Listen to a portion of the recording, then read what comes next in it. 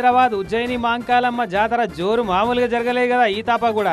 లక్షల మంది భక్తులు లైన్లు కట్టిరు దర్శనం కోసం.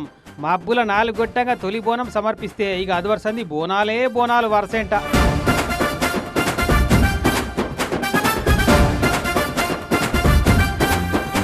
శివసత్తుల పూనకాలు పోతరాజుల ఆటలతోటి సంబురంగా నడిచింది లష్కర్ బోనాల జాతర.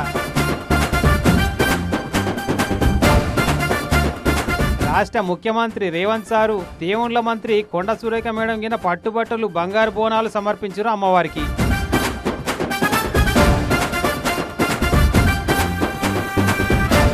కేంద్ర మంత్రి కిషన్ రెడ్డి సారు, రాష్ట్ర మంత్రులు, మాజీ మంత్రులు, లీడర్లంతా అమ్మవారి దర్శనానికి వచ్చిర్రు.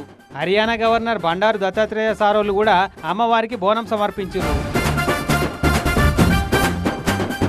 అన్నట్టు ఊకే స్టూడియోలో కూర్చొని స్మార్ట్ వార్తలు చెప్పుడేనా అట్టట వైరాపు అని చెప్పి మన స్మార్ట్ వార్తల యాంకర్ విస్తన్ కూడా మాంకాలమ్మ గుడికాడికి వైరమ్మని పంపించినాము. మరి ఏం మతలా పట్టుకొచ్చిందో అరుచుకుందాము.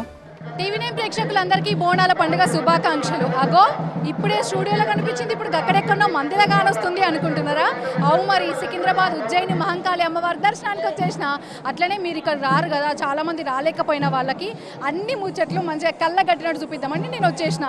ఇక ఆలస్యం ఎందుకు, అన్ని ముచ్చట్లు అరుచుకుందాం. ఇక బోనం సమర్పించడానికి చాలా మంది భక్తులు ఇప్పటి వరకు లక్షల సంఖ్యలో ఇక్కడికి వచ్చి పొద్దుగాల నుంచి ఇప్పటి వరకు కూడా అమ్మవారికి బోనం సమర్పిస్తున్నారు. 365 రోజులు ఛాన్స్ ఇస్తే 2 నిమిషాలలో 200 ఏళ్ల చరిత్ర అంతా చెప్పుకొస్తట్టున్నావు గానీ జరగా బోనం ఎత్తుకొస్తున్న భక్తులను వలకరియవైతివి. నమస్తే అండి. నమస్కారం అండి. ఎక్కడ నుంచి వచ్చారు? మల్కాజ్గిరి నేరేడ్మెట్.